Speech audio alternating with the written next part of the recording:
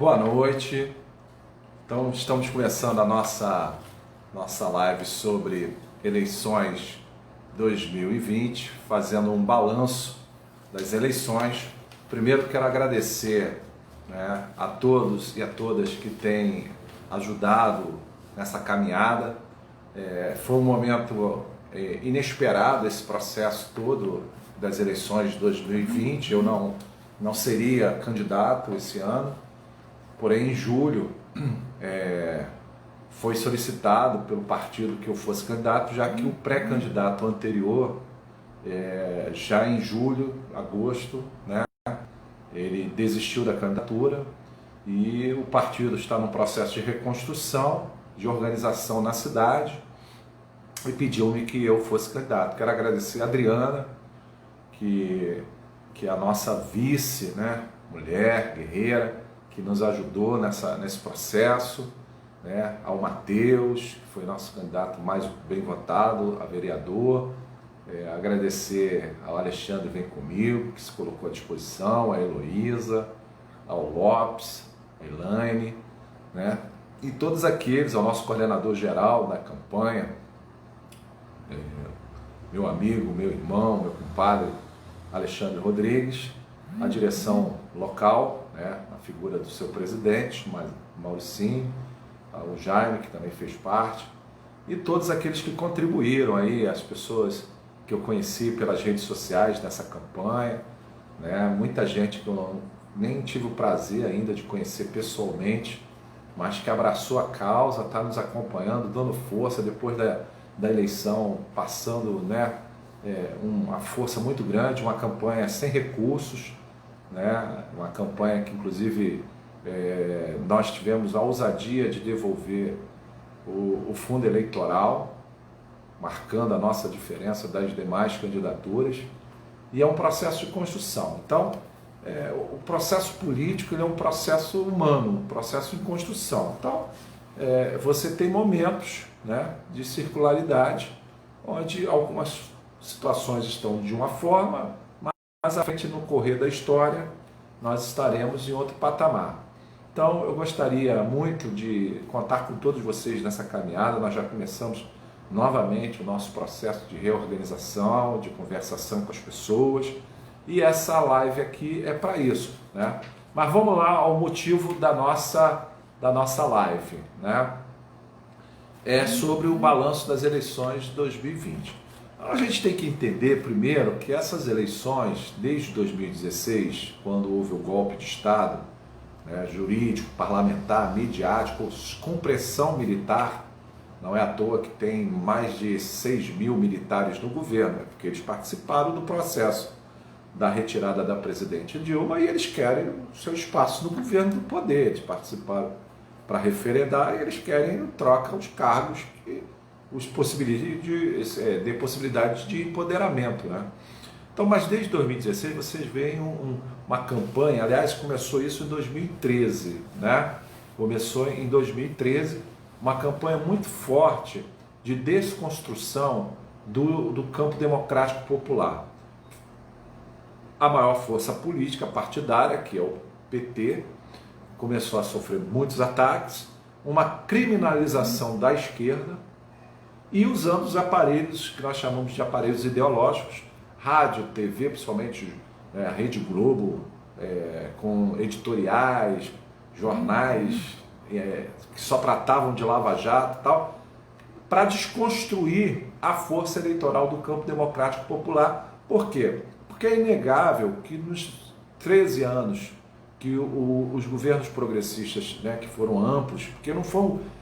eles, inclusive, com a ajuda do exterior, eles construíram uma narrativa de que no Brasil havia, como aconteceu lá em 1964, o perigo comunista, coisa que nunca existiu no Brasil, porque o Partido Comunista no Brasil nunca foi uma potência tão forte para conseguir ter algum processo de revolução, de tomada de poder. Na verdade, o Partido Comunista do Brasil sempre esteve dentro das regras democráticas, dentro do jogo democrático.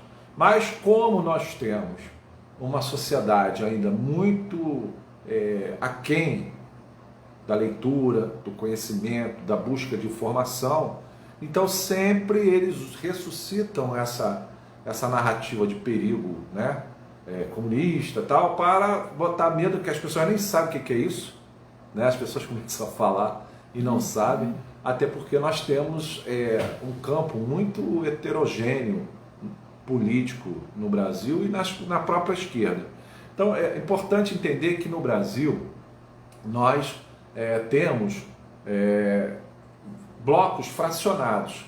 Então aquilo que nós chamamos de direita, né, ela tem várias frações dentro daquela direita.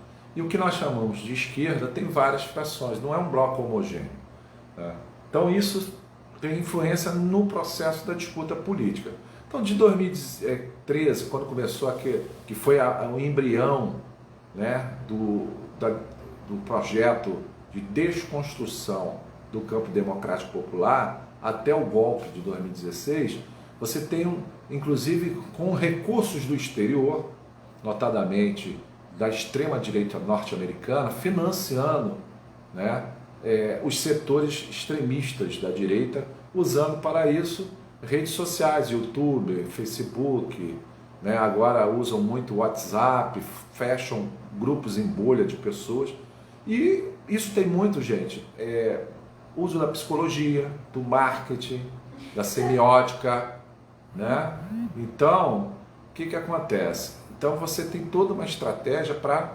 E um outro elemento que também não é novo, a gente vê hoje a questão dos evangélicos, né? Do neopentecostais que usam, instrumentalizam a religião para ter poder e dinheiro, mas a questão da religião no Brasil, ela sempre foi utilizada para as disputas políticas.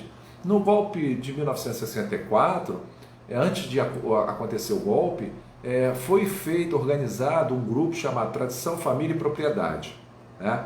E esse grupo era católicos, né? E veio um bispo dos Estados Unidos, depois soube-se que ele inclusive era um agente da CIA, para fazer aqui o terço das famílias, rezando contra o monstro comunista, né? E aí havia várias caminhadas, reuniões, marchas, passeatas contra os comunistas, que era o período da Guerra Fria também, né? E você vê instrumentalização da religião, demonização de um grupo, de um setor, para um objetivo político e econômico, que é o quê? Manter o país no atraso, no retrocesso, como nós estamos vendo agora. O Brasil era a sexta economia do mundo, caiu para a 12ª. O arroz você comprava a R$10 5 quilos, hoje está pagando 42, né? A carne disparou. Quer dizer, na verdade, esses governos reacionários de extrema direita e de direita sempre vêm para explorar mais a nossa população. Bom, e aí você disputa, tem a eleição de 2016, que foi sobre a eleição municipal, né? Sobre aquele clima de desconstrução, então teve um baque muito grande nos governos progressistas e principalmente no governo do PT. E depois, em 2018, nós temos a eleição, né, do atual presidente, também muito construída de fora para dentro, inclusive com fake news, com essa coisa do anticomunismo, né, com o Trump no auge do seu poder, financiando e se aliando ao atual presidente, para ter um governo no Brasil totalmente pau-mandado dos interesses norte-americanos, né? Então 2018 foi isso. Porém, nós já nesses 2 últimos anos, nós percebemos que esse governo tem um projeto dele é ser colônia dos Estados Unidos. E pior, não ganha nada com isso. Tanto é que o maior parceiro comercial do Brasil não é os Estados Unidos, é a China. Depois vem a Argentina. E justamente os que mais compram hoje do Brasil e que mantêm a nossa balança favorável são os países que o atual presidente briga, provoca. Quer dizer, é uma coisa insana, é querer transformar o Brasil realmente num universo de miseráveis, né, de pobres, como nós estamos vendo o número de população de rua crescendo, o número de desempregados enorme, o maior da história do Brasil, a inflação voltou com força, um ministro da economia que serve aos interesses, né, norte-americanos, aos banqueiros. Então essa é a situação que nós vivemos. E aí,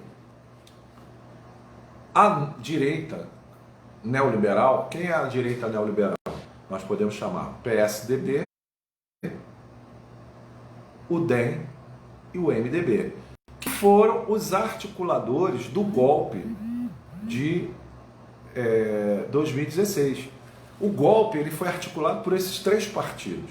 E justamente esses três partidos, né, se você parar para perceber, o PSDB é o partido que mais perdeu, já perdeu em número de deputados e governos do Estado em 2018, e agora também perdeu muito número de prefeituras e vereadores, apesar de ter ganho São Paulo, a capital, que é importante ganhar São Paulo, mas perdeu, né? E o MDB foi o partido que mais perdeu prefeituras também nessas eleições. Já tinha perdido na outra, nessa perdeu mais.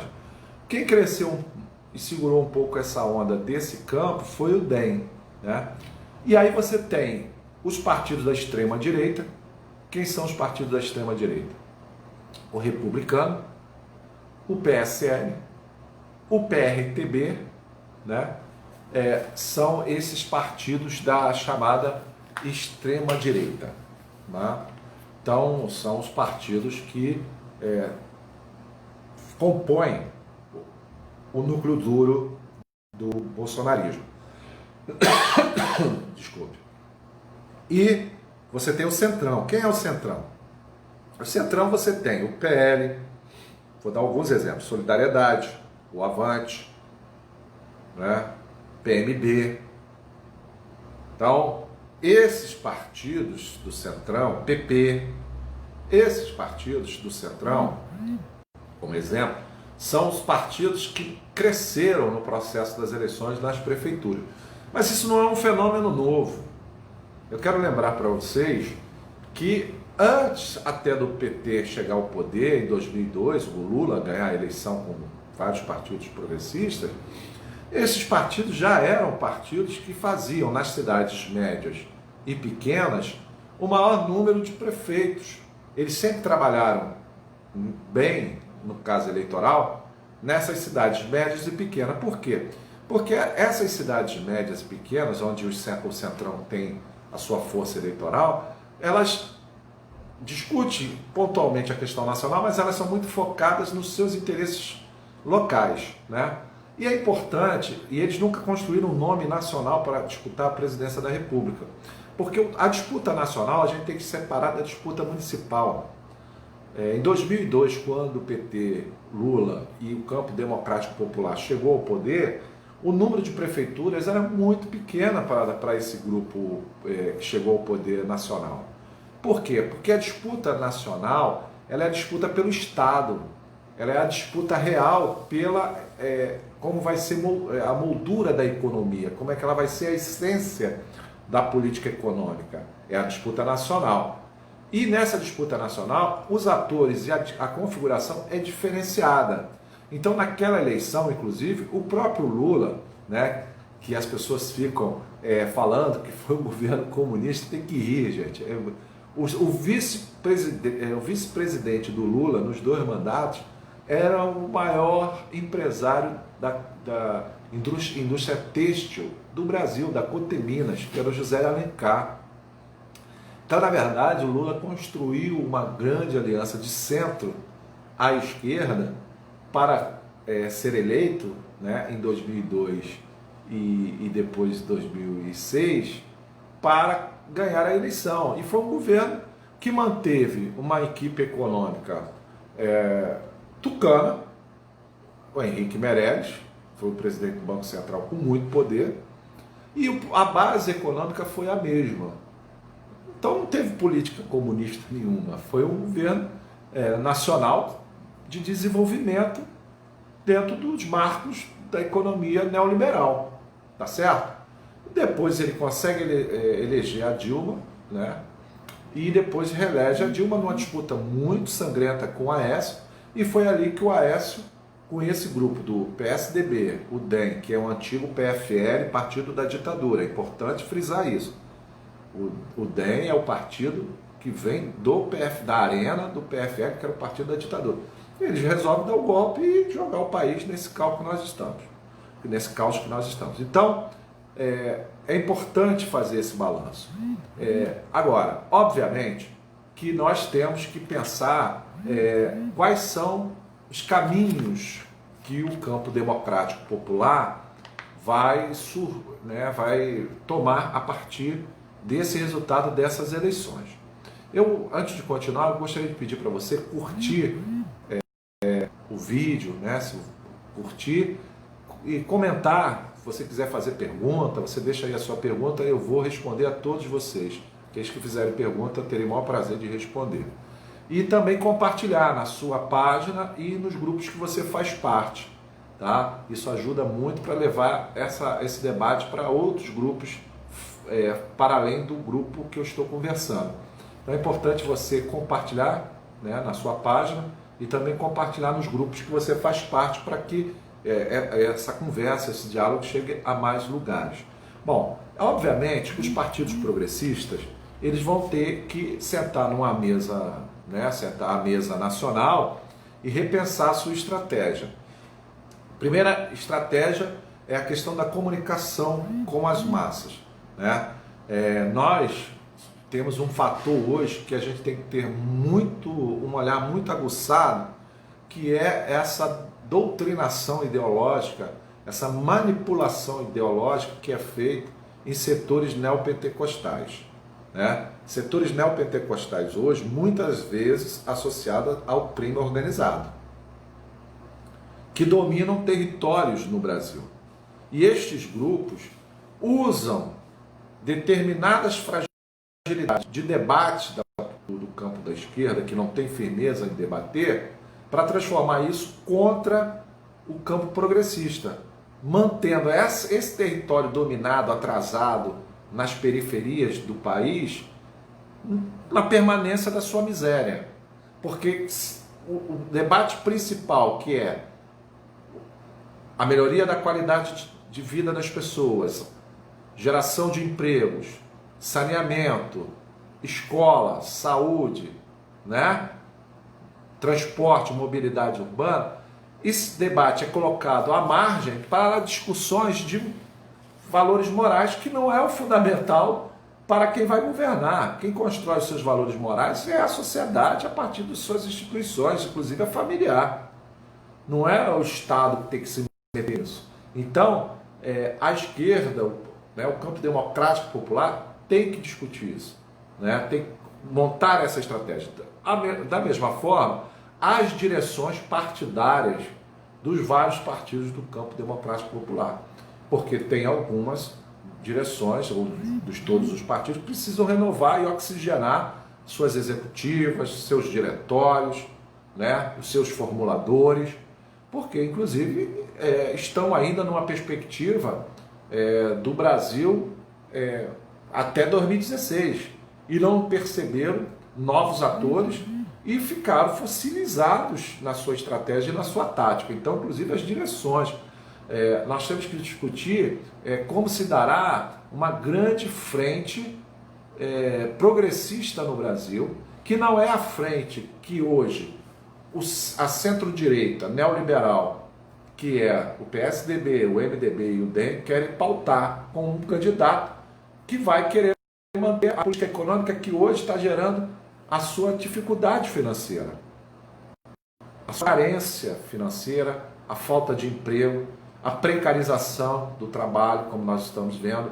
Esse setor centro-direita neoliberal, que tem o Dória, tem o Rodrigo Maia e tem outros, é o Brasil do atraso, né? Escravocrata, aristocrata. E a extrema-direita, com o atual presidente da República, é a barbárie. É você pagar R$50 o quilo os 5 quilos de arroz, o botijão de gás bater R$150, e eles ficaram falando que está tudo bem, que o problema no Brasil é o comunismo, que é uma balela, né? Na verdade, é o canto da sereia para te levar para o buraco. Então, nós temos que pensar, enquanto campo popular democrático, como chegar a essas massas. E também um outro fator novo que a gente tem que começar a tratar com muito carinho, que é o número de abstenções e nulos que estão crescendo. O que leva essas pessoas a perderem a esperança na política? Nós temos que identificar essas pessoas, conversar com essas pessoas. Para termos uma ideia, o número de abstenção, brancos e nulos, na cidade do Rio de Janeiro foi maior do que os votos que o prefeito eleito teve, o Eduardo Paes. Isso é muito sério, isso mostra uma desesperança nas pessoas. Então nós temos que descobrir quem são essas pessoas e conversarmos com elas. Então, só para a nível de ilustração para vocês, quer dizer, o partido que mais perdeu prefeituras foi, né, o MDB, né? Apesar dele ser o partido que continua tendo o maior número de prefeitos no Brasil, mas ele perdeu, né? Ele caiu de 1.035 para 784, né? E o partido que mais cresceu o número de prefeituras foi o Partido Progressista, o PP, né? Que cresceu para 685. Um outro partido, que é um fenômeno novo, inclusive é um fenômeno que surge a partir do governo da Dilma, do Lula, que é o PSD do Kassab, né? Ele está com 654 prefeituras, quer dizer, um partido recente. Mas e aí você tem os outros partidos, como Avante, Patriota, Podemos, né? Que também cresceram. Mas aí você fala, poxa, mas como é que pode a esquerda... Não, gente, olha só. Nós temos que perceber que na época que o PT estava no auge, né, o governo Lula estava com alto índice de aprovação, o que acontece? O governo Lula atraiu várias pessoas para o próprio PT. Então o que acontece? Eu vou dar um exemplo aqui, São Gonçalo, Altineu Cortez, que hoje é secretário de Meio Ambiente, parece, do Estado do Rio de Janeiro, que é deputado federal pelo PL, que é um partido do Centrão. Esse deputado, e que sempre foi Centrão, quando o PT estava no auge, ele se filiou ao PT e foi candidato em São Gonçalo. Então, a gente tem que ter esta clareza. Muita gente, Delcídio do Amaral, que foi aquele senador que chegou na época da farsa jato, né, que agora já foi provado que o Moro, né, foi um juiz parcial, ele fraudou uma sentença sem provas para prender o Lula, para o Lula não ser candidato. Está provado, está esperando o STF colocar em suspeição o HC que foi pedido pela defesa do Lula, para cair em suspeição e o Moro, né, a sentença zerar e o Lula ter novamente os seus direitos políticos, porque já foi provado, inclusive as conversas que foram vazadas entre o promotor e o juiz, a armação, agora já tem informações da participação dos Estados Unidos através da CIA, né, e o FBI num projeto de tomada do poder por esse grupo aqui no Brasil, e usou a justiça para isso. Então hoje a luta central, inclusive nossa, do campo popular democrático, é garantir novamente os direitos políticos do Lula. Então vocês vejam bem, voltando ao partido do Kassab, esses caras, né, eles estão onde está o poder. O Centrão é isso. Então hoje ele está lá com o atual presidente, mas se a popularidade do presidente capotar, ele vai para outro grupo. E hoje o grupo mais próximo que eles podem ir é o do Dória. Cabe ao campo democrático popular se construir, e se construir também pela base. Voltar a fazer o trabalho nas comunidades, nas favelas, nas palafitas, né?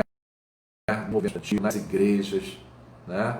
Porque a gente sempre teve também participação muito forte nas igrejas, e fazer esse trabalho de conscientização, usar as redes sociais melhor. Nós perdemos 10 anos com a direita se infiltrando no YouTube, nas redes sociais, para fazer a cabeça das pessoas, e a gente foi ficando para trás. Quando fomos ver, os caras já estavam na nossa frente. Agora a gente começa a recuperar isso também nas redes sociais. Agora, não é para perder a esperança, perder o sono. E tivemos campanhas muito lindas, maravilhosas, esperançosas, como do Recife, como do Rio Grande do Sul, como de São Paulo, como de outros lugares. Tivemos vitórias interessantes, né, como Juiz de Fora, Contagem, na Bahia, o Edmilson lá em Belém do Pará, enfim. Né, nós tivemos também o campo de centro-esquerda do PDT e o PSB ganhando algumas capitais importantes. Isso não é para, né, a gente perder a esperança. Na verdade, é a gente tirar dessa situação aquilo que foi equívoco, aprender com os nossos erros e construir o Brasil que nós sonhamos e construir uma estratégia, uma tática eleitoral para que em 2022 nós possamos mudar o Brasil com novamente um governo democrático, popular, progressista, trazendo desenvolvimento nacional e o sentimento real de patriotismo, que não é essa patotada que eles fazem aí não. É garantir que a indústria no Brasil cresça, a economia cresça e que a gente possa ter empregos para todos, renda, direitos trabalhistas e qualidade de vida. Obrigado a vocês que participaram desse processo. Continue na luta, vamos fazer outros bate-papos e até a próxima oportunidade. Agradeço aí a participação de vocês e mande pergunta. Até a próxima.